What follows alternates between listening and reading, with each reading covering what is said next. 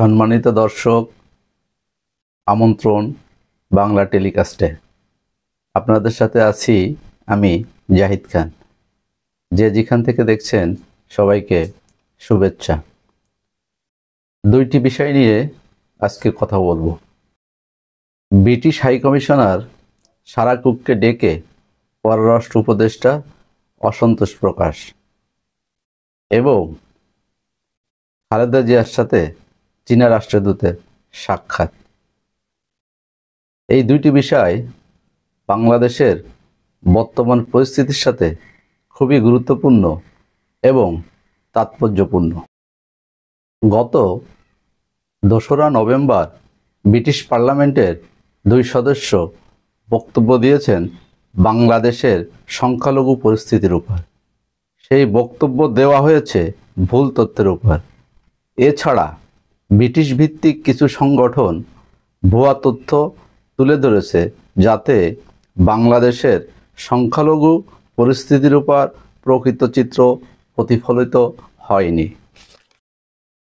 যুক্তরাজ্যের হাই কমিশনারকে ডেকে পররাষ্ট্র উপদেষ্টার অসন্তোষ প্রকাশ।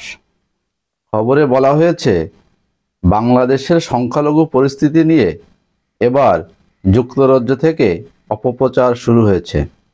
ঢাকায় যুক্তরাজ্যের হাই কমিশনার সারা কুককে ডেকে এনে এ বিষয়ে বক্তব্য চিত্র তুলে ধরে সরকারের অসন্তোষের কথা জানিয়েছে পররাষ্ট্র উপদেষ্টা মোহাম্মদ তৌহিদ হোসেন। বুধবার বিকেলে আলোচনার পর তৌহিদ হোসেন সাংবাদিকদের এ তথ্য জানান। পররাষ্ট্র উপদেষ্টা বলেন, ব্রিটিশ হাই কমিশনারকে ডেকেছিলাম। ছোট্ট দুটি ঘটনা ঘটেছে। গত 2রা নভেম্বর ব্রিটিশ পার্লামেন্টের 2 সদস্য বক্তব্য দিয়েছেন বাংলাদেশের সংখ্যালঘু পরিস্থিতির উপর। সে বক্তব্য কিছু ভুল তথ্য রয়েছে, সেটি হাই কমিশনারকে জানিয়েছি। এছাড়া ব্রিটেন ভিত্তিক কিছু সংগঠন কিছু তথ্য তুলে ধরেছে, যাতে প্রকৃত চিত্র প্রতিফলিত হয়নি। তৌহিদ হোসেন বলেন, পার্লামেন্ট সদস্যরা তো যা ইচ্ছে তাই করবেন, এখানে কারো কিছু করার নেই।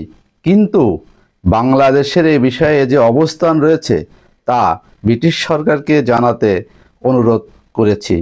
সারা কুক বাংলাদেশ হাই কমিশনের মাধ্যমেও বিষয়টি জানাতে অনুরোধ করেছেন। পররাষ্ট্র উপদেষ্টা বলেন, যুক্তরাজ্যের অল পার্টি পার্লামেন্ট গ্রুপের একটি বড় প্রতিবেদন এসেছে। এ নিয়ে বাংলাদেশ দুঃখ পেয়েছে, কারণ সেখানেও দেখানোর চেষ্টা করা হয়েছে যে 5ই আগস্টের পরে বেশি মৃত্যু হয়েছে। বিষয়টি সম্পূর্ণ মিথ্যা। 5ই আগস্টের আগে মৃত্যুর সংখ্যা বলা হয়েছে 280 জন এবং মোট সংখ্যা 1000-এর বেশি। 5ই আগস্ট এবং তারও আগে অন্তত 1500 ছেলেমেয়ে নিহত হয়েছে। এটি হাই কমিশনারকে জানিয়েছেন। এর মধ্যে 780 জনের তথ্যসহ তালিকা করা হয়েছে। বাকিদের অনেকের পরিচিতি এখনও নিশ্চিত করা যায়নি, তাদের মৃতদেহ পাওয়া গেছে। বিএনপি চেয়ারপারসনের সাথে চীনের রাষ্ট্রদূত সাক্ষাৎ করেছেন।